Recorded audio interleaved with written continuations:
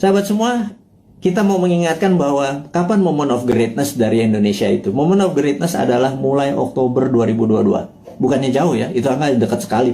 Kenapa? Karena G20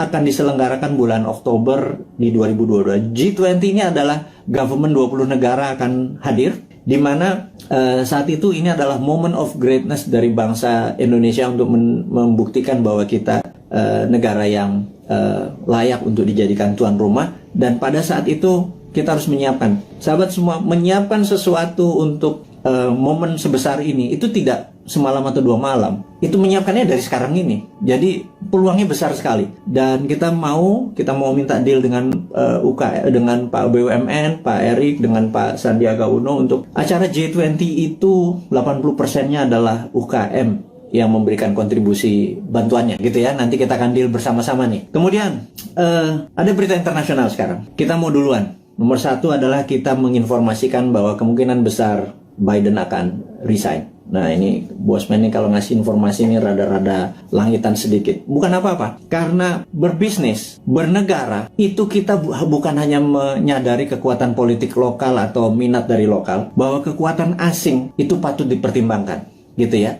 Dan kita tahu cara berpolitik 7 tahun terakhir ini kental politik lokal gitu ya. Tidak peduli sama politik luar negeri. Bahwa misalnya kita sangat miring ke Tiongkok gitu ya. Seakan-akan di dunia ini negara cuma Indonesia dan Tiongkok gitu. 190 negara lain tuh nggak kenal tuh. Emang ada negara Nauru ya. Emang ada Solomon Island ya. Emang ada negara Sri Lanka ya gitu ya. Ini saya suka heran gitu ya, kok negara Tiongkok apa-apa Tiongkok gitu ya. Nah, kita cuma mengingatkan itu kan old mind, cuma satu negara yang ada di kepala mereka. Kalau new mind negara itu 190 negara gitu ya. Kita harus melihat bahwa kemungkinan besar Biden akan resign. Hanya sekedar mengingat bahwa kita tahu Trump waktu kalah itu ada yang mengatakan 4 negara bagiannya direkayasa, dan pada saat malam sebelum pelantikan Biden melakukan lobby, dan ini saya ceritakan kepada sahabat semua ke Pentagon. Dan Pentagon agaknya mempunyai limit terhadap Biden karena dia dianggap lemah dan Amerika tidak bisa menang perang lawan Tiongkok kecuali Biden dilengsarkan dengan alasan kesehatan ya. Ini sekali lagi, kemudian naiklah Kamala Harris, dan ini kuncinya, siapa yang jadi wakil presidennya Kamala Harris, that's the key. Saya nggak bisa kasih tahu sekarang karena saya emang nggak tahu, tetapi ini harus menjadi perhatian sahabat semua, jadi bahan renungan bahwa oh ya, bernegara itu ada negara besar gitu ya, karena dolar saat ini menguasai 65% transaksi dunia, dan itu namanya Amerika. Yuan saat ini cuma 1%-an yang namanya Tiongkok gitu ya. Terus kenapa transaksinya pakai yuan, kita juga nggak ngerti kadang-kadang. Terlalu pintar mungkin ya, karena banyak prestasi. Jadi kita yang nggak nyampe ilmunya. Oke, kemudian kita mau mengingatkan adalah begitu Biden nanti resign atas nama kesehatan, maka di sini Tiongkok yang mulai ketar-ketir. Jadi Tiongkok memang saat waktu kemarin PKC, Partai Komunis Cina, merayakan ulang tahun ke-100, Xi Jinping dengan retorik, dengan pidato yang orasi luar biasa, mengatakan bahwa akan menggal kepala negara yang membuli Tiongkok, dan ini kata-katanya sangat ofensif gitu ya. Jangan-jangan kalau gue yang jadi presiden udah dipenggal duluan sama dia, karena gue ngebully terus dia kan gitu ya. Ngebully sebenarnya bukan anti Tiongkok. Kita akan terus bermitra dengan siapapun, kita akan tiru bagaimana Tiongkok jadi besar, tetapi kita bukan negara yang dirugikan. Buktinya saat ini trading kita dengan Tiongkok adalah Tiongkok yang surplus, kita yang defisit. Jadi kita kalau menjadi presiden nanti, kaum Newman bilang kita harus impas dong, jangan lo yang positif, kita juga harus positif atau impas, jangan kita yang defisit gitu ya. Tapi itu perlu strong lobbyist gitu ya, bukan yang mimpin lobbynya adalah diplomatik NKRI garis lurus, bukan trader gitu. Kalau trader ya negara untung rugi nggak peduli, yang penting kantong gue tebel gitu kan. Nah itu ya itulah, siapa yang masih memuja-muja orang-orang itu, Anda harus ingatkan suatu hari Anda tidak menjabat gitu ya. Nah tapi ingat, kita bukan tipe balas dendam, gitu aja bedanya New Mind. Kemudian kalau kedua, Xi Jinping mengatakan bahwa dia akan melakukan aneksasi Taiwan, Hong Kong dan Macau. Kemudian dia juga menyiapkan 100 silo dengan hulu ledak nuklir. Silo adalah tempat peluncuran roket berkepala nuklir. Ini menunjukkan Cina benar-benar ready untuk war. Nah pertanyaannya, apakah akan terjadi war physical? Di sini kita mau mengingatkan bahwa sewaktu kita melihat dari sisi Amerika, apakah Amerika akan melakukan naval war? Karena perang China sama Amerika, battlefield-nya atau tempat perangnya adalah Laut Cina Selatan. Karena perangnya laut, maka perangnya naval. naval itu adalah perang kapal. Jadi kapal Amerika mungkin mepet sampai China, Tiongkok sisi barat, sisi timur, kemudian sebelum mepet tersebut roket-roketnya Tiongkok langsung mukulin kapal di navinya kapalnya Amerika. Tapi kayaknya nggak mungkin, karena itu tidak berefek kepada mainlandnya Amerika. Dan perang di laut itu mahal, gitu ya. Perang di laut itu mahal. Jadi sahabat semua, apa yang dilakukan kalau perang ini terjadi? Perangnya ada dua, yang kita sebut ini perang baru. Perang baru, saya baru baca bukunya soalnya. Saya ini kaget-kaget dengan istilah baru. Saya nggak yakin para pejabat sekarang sempat baca. Jadi ya udah kita ajarin aja mereka dengan ini, namanya invisible war atau perang yang tidak terlihat. Perang tidak terlihat ini ada dua. Nomor satu, kita tahu bahwa Amerika punya angkatan ke-6 yang namanya Space Army, ya. Angkatan ke-6 Space Army Amerika ini yang perangnya nanti perang bintang atau Space War, karena dia punya orbit tertinggi. Jadi orbit posisi satelit, posisi orbit satelit Amerika itu di orbit tertinggi, karena posisi dia di atas dari 1000 satelit Cina. Kita tahu di dunia ini ada sekitar 20.000 satelit, 60% adalah milik Amerika, Cina cuma 1.000. Itu ditembakin semua satelitnya dari pakai laser magnetic beam yang Amerika saat ini punya.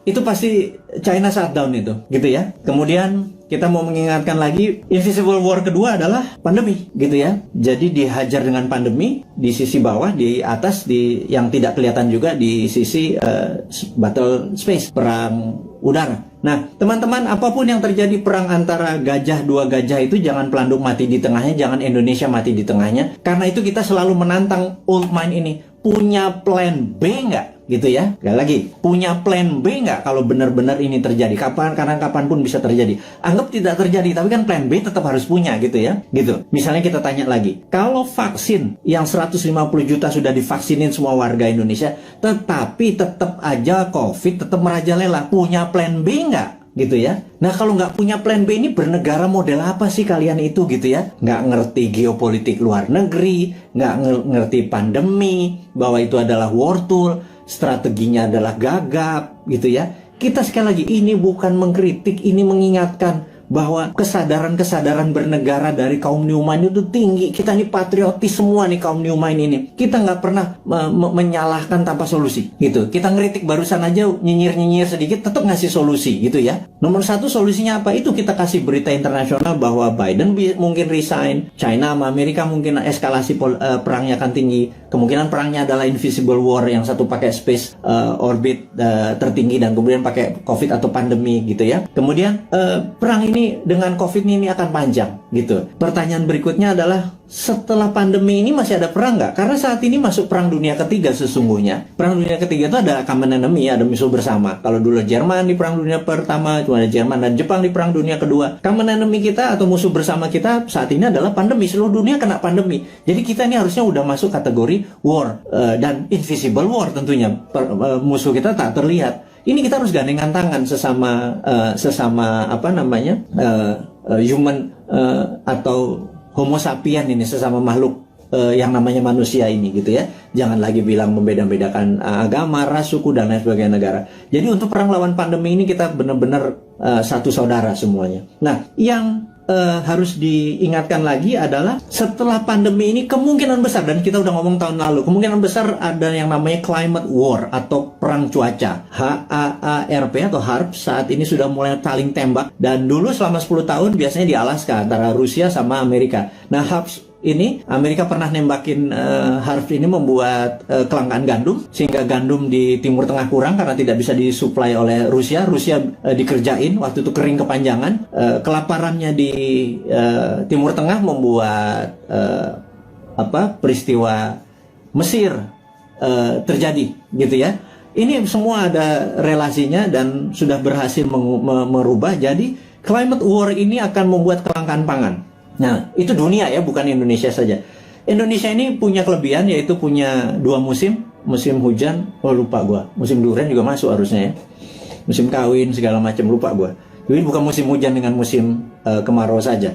Indonesia ini 90% wilayah yang mengandung air, H2O maksudnya. Kemudian alamnya ada vulkanik, tektonik, dengan setiap saat Allah memberikan, alam memberikan pupuknya. Kemudian kita juga memiliki laut, yang menghasilkan ikan, kita ini komplit sehingga Indonesia bisa menjadi seharusnya kalau di bawah New Mine nanti Indonesia menjadi the biggest food country. Kita akan banyak membangun food estate. Itu adalah solusi.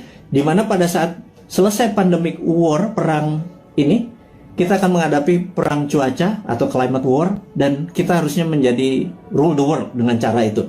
Jadi 2045 Indonesia benar-benar menjadi negara superpower gitu ya. Itu kita kasih bocoran-bocoran seperti ini terus untuk mengingatkan bahwa udahlah 20 tahun ke depan bisa Indonesia menjadi superpower, tetapi tidak bisa dengan cara old mine, dengan cara new mine. Ini loh konsepnya new mine. Kita berikan papersnya, kita berikan konsepnya, kita berikan orang-orangnya juga.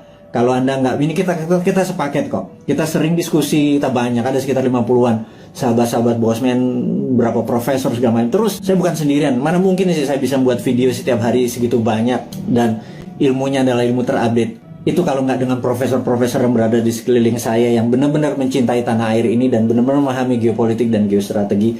Itulah para kontributor yang terus membuat New Mine selama 3 tahun ke depan menjadi pintar. Yang saya harap sih sebenarnya saat ini kan masih 3 tahun. Yang Old Mine minggir, sekitar 30 menteri minggir, menteri-menteri New Mine masuk gitu ya. Tapi ya benar-benar harus versinya New Mine. Nomor 1 misalnya BI kita bubarin di bawah, masuk di bawah Menteri Keuangan. Jadi Dirjen Moneter gitu ya. Waduh kalau kayak gitu mah, waduh kita printing money, kita kasih ke UKM produksi tentunya, bukan UKM non produksi, UKM produksi dulu supaya nggak terjadi inflasi. Inflasi adalah kalau uang beredar tidak sama dengan produksi, jadi uang beredar harus sama dengan produksi. Berapapun uang dicetak selama produksinya sama tidak ada inflasi. Kecuali ilmu lama ya, ilmu supaya kita ngutang terus dengan IMF itu nggak boleh printing money. Yaitu ilmunya old mine. Monggo silahkan, masih 3 tahun lagi. Atau mau sekarang mau dibantu sama kita boleh. Minggirlah 30 orang itu atau minggir semua kabinetnya.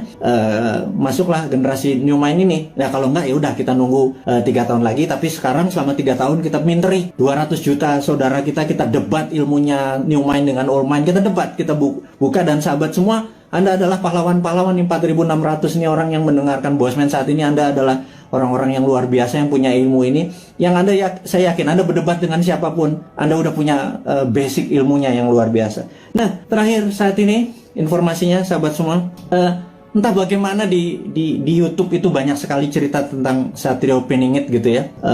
Ini saya mau meluruskan lagi. Satrio Piningit adalah dulu Jayabaya menyatakan pada saat ada goro-goro dan corona ini dianggap goro-goro yang meruntuh lantakan dunia, ini akan muncul Satrio Piningit atau Satrio yang dipingit gitu ya, dipingit, diumpetin gitu ya. Dan ada yang mengatakan Bosman ini video-videonya dia keluar tapi orangnya nggak keluar. Ini jangan-jangan Satrio Piningit. Saya bilang ini kurang ajar ini. Saya bilang jangan pernah menyebut Satrio Piningit itu Bosman. Nggak ada urusan, sekali lagi. Saya nggak pengen disamakan karena niat saya bukan begitu gitu ya. Terus ada yang bilang bahwa Pak Soekarno itu Jawa Timur atau Majapahitan, Pak Harto Jawa Tengah atau Mataraman gitu ya. Kemudian Pak SBY adalah Jawa Timuran, Majapahitan, Pak Jokowi Jawa Tengah, Mataram. Sekarang sudah masanya balik lagi ke Jawa Timur, Majapahitan, Bosman, arek Jawa Timur, terus cocok Majapahitan. Saya bilang lo gila lo, analisa kayak gitu jangan ya. Tolong hal-hal seperti begini jangan diucapkan karena itu nggak penting gitu ya. Memang itu folklore atau cerita rakyat. Oktober 2022 yuk kita bareng-bareng membantu UKM. Kemudian kita tahu bahwa pandemi ini masih lama karena memang didesain atau pandemik atau pandemi yang diplan, yang direncanakan, ada yang ditarget. Kita terus menjaga kesehatan, dan kepada tenaga medis, tenaga kesehatan, kami semua di belakang Anda, jangan pernah menyerah. Terima kasih Anda sudah memberikan hati Anda, tenaga Anda. Saya dan kami cuma bisa mendoakan bahwa terbaik buat Anda, keselamatan buat keluarga Anda, terus menjaga kesehatan. Dan kepada sahabat semua di Indonesia dan dimanapun Anda berada, kaum NKRI garis lucu ini, teruslah mendoakan kita supaya menjadi yang terbaik, saling membantu sesama. Hairul kalam, saya ucapkan terima kasih. Wassalamualaikum warahmatullahi wabarakatuh.